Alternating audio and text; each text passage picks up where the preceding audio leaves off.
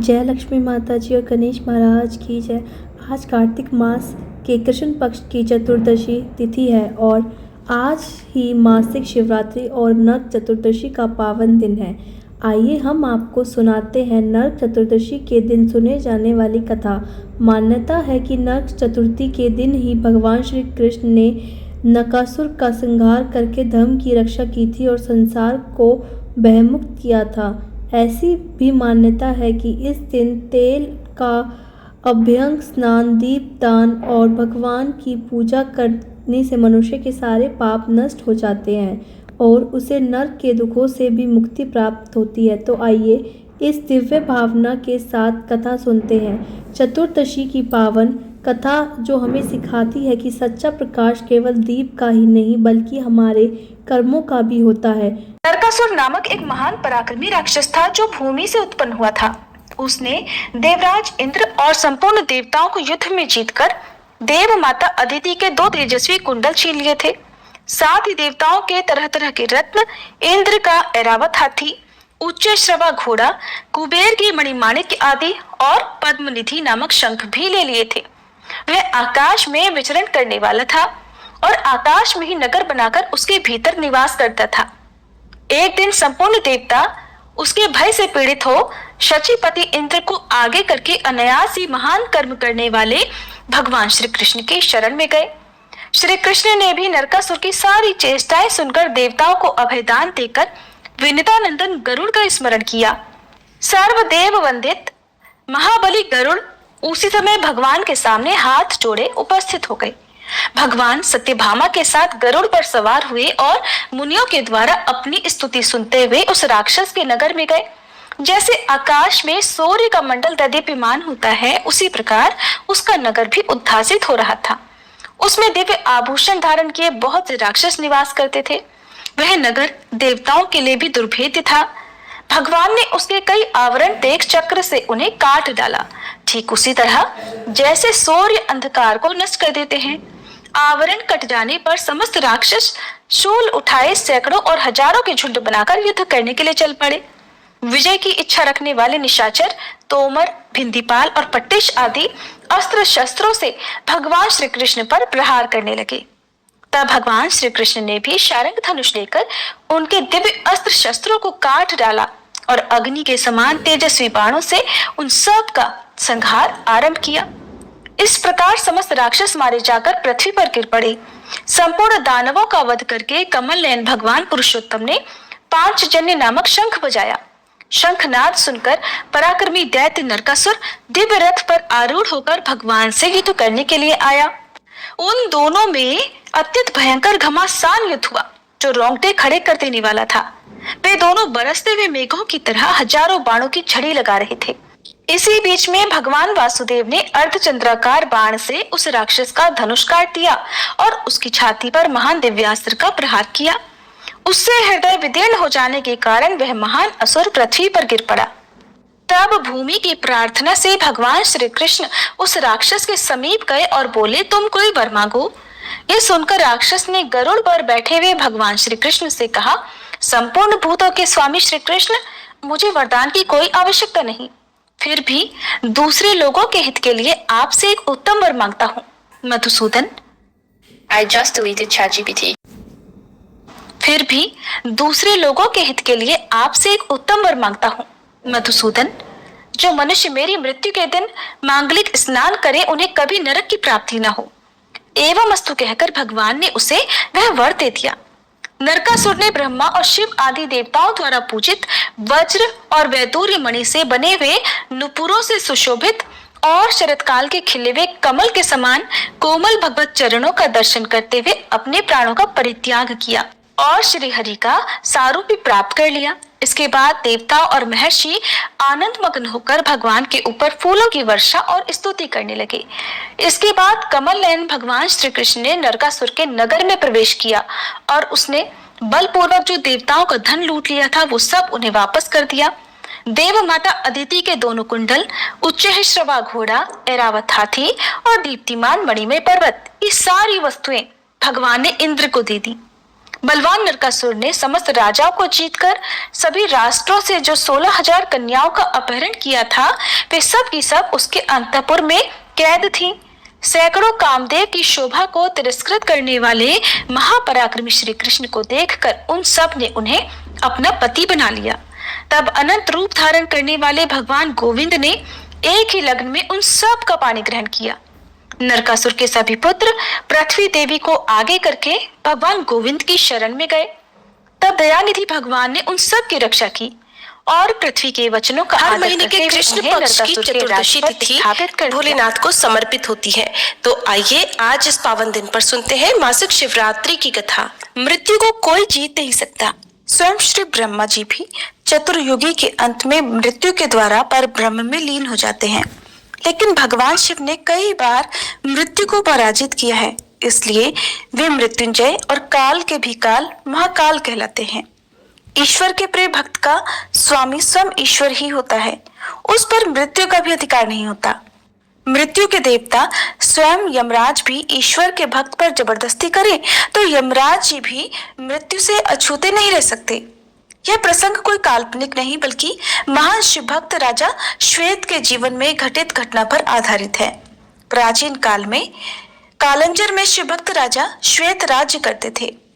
उनकी भक्ति से उनके राज्य में किसी प्रकार की कोई कमी नहीं थी, कोई द्वेष, चिंता या अकाल नहीं था। बूढ़े होने पर राजा श्वेत अपने पुत्र को राज्य सौंपकर गोदावरी नदी के तट पर एक गुफा में शिवलिंग स्थापित कर भगवान शिव की आराधना में लीन हो गए। अब वे राजा श्वेत से महामुनि श्वेत बन गए थे। उनकी गुफा के चारों ओर पवित्रता, दिव्यता और सात्विकता का राज्य था। निर्जन गुफा में मुनि ने शिव भक्ति का प्रकाश फैलाया था। श्वेत मुनि को न तो कोई रोग था और न ही कोई शोक था, इसलिए आयु पूरी होने पर भी उन्हें उसकी अनुभूति नहीं हुई, क्योंकि उनका सारा ध्यान तो भगवान शिव की भक्ति में ही लगा हुआ था। वे अभय होकर रुद्राध्याय का पाठ कर रहे थे और उनका रोम रोम शिव जी की स्तुति से प्रतिध्वनित हो रहा था। यमदूतों ने मुनि के प्राण लेने के लिए जब गुफा में प्रवेश किया तो गुफा के द्वार पर ही उनके अंग शिथिल हो गए, वे सब जड़वत हो गए। वे गुफा के ही द्वार पर खड़े खड़े श्वेत मुनि की प्रतीक्षा करने लगे। इधर जब मृत्यु का समय निकलने लगा तो महाराज चित्रगुप्त ने यमराज जी से पूछा कि महाराज, श्वेत की आत्मा को लेकर यमदूत अभी तक क्यों नहीं आए? ये जानकर क्रोधित होकर स्वयं यमराज जी श्वेत के प्राण लेने के लिए पृथ्वी पर आ गए। गुफा के द्वार पर कांपते हुए यमदूतों ने यमराज से कहा, प्रभु, राजा श्वेत तो अब राजा न रहकर महामुनि हो गए हैं। वे शिव जी के परम भक्त और उनके द्वारा सुरक्षित हो गए हैं। अब तो हम उनकी ओर आंख तक उठाकर नहीं देख सकते। यमदूतों की बात सुनकर यमराज पाश लेकर श्वेत मुनि की कुटिया में प्रवेश कर गए। श्वेत मुनि उस समय भगवान शिव की पूजा में लीन थे।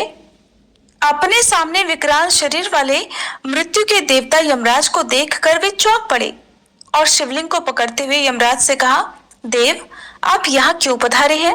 जब वृषभ ध्वज मेरे रक्षक है तो मुझे किसी का कोई भय नहीं।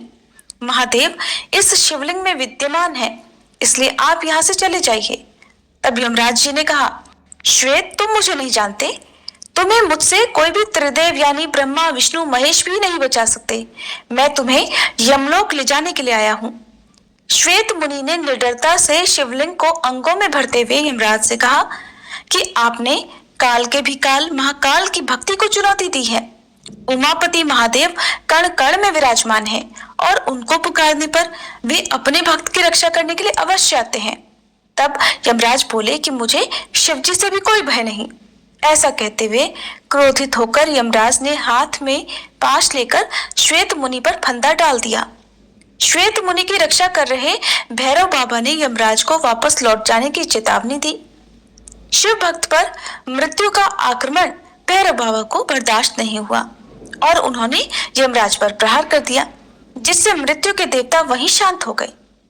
शिव भक्त की रक्षा के लिए फिर भगवान शिव के पुत्र कार्तिकेय जी भी वहां पहुंच गए और यमराज पर शक्ति अस्त्र से प्रहार कर दिया, जिससे मृत्यु के देवता यमराज की भी मृत्यु हो गई। यमराज की मृत्यु पर सभी देवता शिव जी से यमराज को पुनर्जीवित करने की प्रार्थना करने लगे। तब शिव जी ने देवताओं से कहा, मेरे और भगवान श्री विष्णु के जो भक्त हैं उनके स्वामी स्वयं हम हैं, इसलिए मृत्यु का भी हमारे भक्तों पर कोई अधिकार नहीं होता। स्वयं यमराज और उनके दूतों का उनकी ओर देखना भी पाप है, और स्वयं यमराज भी हमारे भक्तों को अब प्रणाम करें। तब भगवान शिव ने देवताओं के आग्रह को मानते हुए यमराज को पुनर्जीवित कर दिया। फिर यमराज ने उठकर श्वेत मुनि से कहा, संपूर्ण लोकों में अजय तुमने मुझे भी जीत लिया, अब मैं तुम्हारा अनुगामी हूँ, तुम भगवान शिव की ओर से मुझे अभय प्रदान करो। श्वेत मुनि ने यमराज से कहा, भक्त तो विनम्रता की मूर्ति होते हैं, देव आपके भय से सत्पुरुष परमात्मा की शरण लेते हैं। तब प्रसन्न होकर यमराज जी वहां से अपने लोक को चले गए। प्रेम से बोलिए भैरव बाबा की जय, यमराज जी की जय। शिव पुराण में वर्णित कथा के अनुसार प्राचीन काल में चित्रभानु नाम का एक शिकारी था। जानवरों की हत्या करके वह अपने परिवार का पेट पालता था। वो एक साहूकार का कर्जदार था, लेकिन उसका ऋण समय पर नहीं चुका पाया। तब क्रोधित होकर साहूकार ने शिकारी को शिव मठ में बंदी बना लिया। संयोग से उस दिन शिवरात्रि थी। साहूकार के घर पर पूजा हो रही थी। तब शिकारी भी ध्यानमग्न होकर भगवान शिव संबंधी धार्मिक बातें सुनता रहा। चतुर्दशी को उसने शिवरात्रि व्रत की कथा भी सुनी। शाम होते होते साहूकार ने उसे अपने पास बुला लिया और ऋण चुकाने के बारे में बात की। तब शिकारी ने अगले दिन साहूकार का सारा कर्ज चुका देने की बात की। तब साहूकार ने उसे बंधन से मुक्त कर दिया। अपनी दिनचर्या की तरह वह शिकारी जंगल में शिकार करने के लिए निकला, लेकिन दिन भर बंदी गृह में रखने के कारण वह भूख प्यास से व्याकुल था। शिकार ढूंढता हुआ वह बहुत दूर निकल आया। जब अंधेरा हो गया तो उसने सोचा कि अब तो रात जंगल में ही बितानी पड़ेगी। तब वह उस जंगल में एक तालाब के किनारे एक बेल के पेड़ पर चढ़कर रात बीतने का इंतजार करने लगा। बेल के पेड़ के नीचे एक शिवलिंग था जो बेलपत्र से ढका हुआ था। शिकारी को इस बात का पता नहीं चला। पड़ाव बनाते समय उसने जो टहनियां तोड़ी वे संयोग से उस शिवलिंग पर गिरती चली गईं। इस प्रकार दिन भर भूखे प्यासे शिकारी का व्रत भी हो गया और शिवलिंग पर बेलपत्र भी चढ़ गए। एक पहर रात बीत जाने पर एक गर्भिणी हिरनी तालाब पर पानी पीने पहुंची। शिकारी ने उसे देखा तो धनुष पर तीर चढ़ाकर जैसे ही डोरी खींची, हिरनी बोल उठी, मैं गर्भिणी हूँ, जल्दी ही बच्चे को जन्म दूंगी। तुम एक साथ इस तरह दो दो जीवों की हत्या करोगे जो ठीक नहीं है। मैं अपने बच्चे को जन्म देकर जल्दी ही तुम्हारे सामने आ जाऊंगी, तब तुम मुझे मार लेना। शिकारी ने प्रत्यंचा ढीली कर दी और हिरनी भी देखते ही देखते जंगली झाड़ियों में गायब हो गई। डोरी ढीली करने और चढ़ाने के वक्त कुछ बेलपत्र अनायास ही टूटकर शिवलिंग पर गिर गए। इस प्रकार उस शिकारी के द्वारा अनजाने में ही शिवरात्रि के प्रथम पहर की पूजा भी संपन्न हो गई। कुछ ही देर बाद एक और हिरनी उधर से निकली। शिकारी की खुशी का ठिकाना नहीं रहा। पास आने पर उसने धनुष पर बाण चढ़ाया। तब उसे देखकर हिरनी ने विनम्रता पूर्वक निवेदन किया, हे शिकारी, मैं थोड़ी देर पहले ऋतु से निवृत्त हुई हूँ, कामातुर विरहिणी हूँ, अपने प्रिय की खोज में भटक रही हूँ। अपने पति से मिलकर मैं जल्दी ही तुम्हारे पास आ जाऊंगी। तब शिकारी ने उसे भी जाने दिया। 2 बार शिकार को खोकर अब उसका माथा ठनका। शिकारी चिंता में पड़ गया। रात का आखिरी पहर बीत रहा था। इस बार भी धनुष से लगकर कुछ बेलपत्र शिवलिंग पर जा गिरे और दूसरे पहर की पूजा भी संपन्न हो गई। तभी एक और हिरनी अपने बच्चों के साथ उधर से निकली। शिकारी के लिए यह स्वर्णिम अवसर था। उसने धनुष पर तीर चढ़ाने में अब बिल्कुल देर नहीं की। वह तीर छोड़ने ही वाला था कि हिरनी बोल उठी, हे शिकारी, मैं इन बच्चों को इनके पिता के पास छोड़कर आ जाऊंगी, इस समय तुम मुझे मत मारो। शिकारी हंसने लगा और बोला, सामने आए शिकार को छोड़ दूं? मैं इतना मूर्ख नहीं हूं। इससे पहले भी मैं 2 बार अपना शिकार गंवा चुका हूं। मेरे बच्चे भी भूख प्यास से व्याकुल हो रहे होंगे।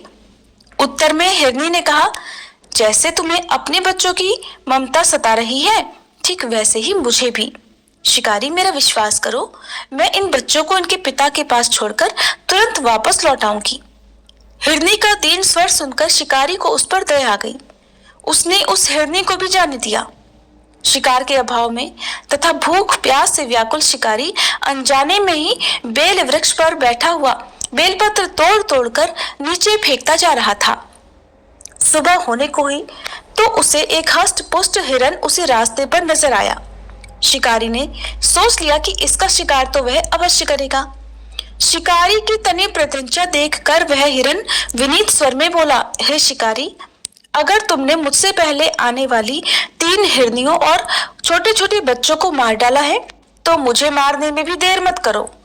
मैं उन हिरनियों का पति हूँ। अगर तुमने उन्हें जीवन दान दिया है तो मुझे भी कुछ देर का जीवन देने की कृपा करो। मैं उन सब से मिलकर तुम्हारे सामने खुद ही उपस्थित हो जाऊंगा। हिरन की ये बात सुनते ही शिकारी के सामने रात का पूरा घटना चक्र घूम गया। उसने सारी बातें हिरन को सुना दी। जानकर हिरन बोला, मेरी 3 पत्नियां जिस प्रकार प्रतिज्ञा करके यहाँ से गई हैं, मेरी मृत्यु से वे अपने धर्म का पालन नहीं कर पाएंगी। इसलिए हे शिकारी, जैसे तुमने उन पर विश्वास करके उन्हें छोड़ा है, वैसे ही इस समय मुझे भी जाने दो। मैं उन सब के साथ तुम्हारे सामने जल्दी ही उपस्थित होता हूँ। शिकारी ने हिरन की बात मानकर उसे भी जाने दिया। इस प्रकार प्रातः हो गई।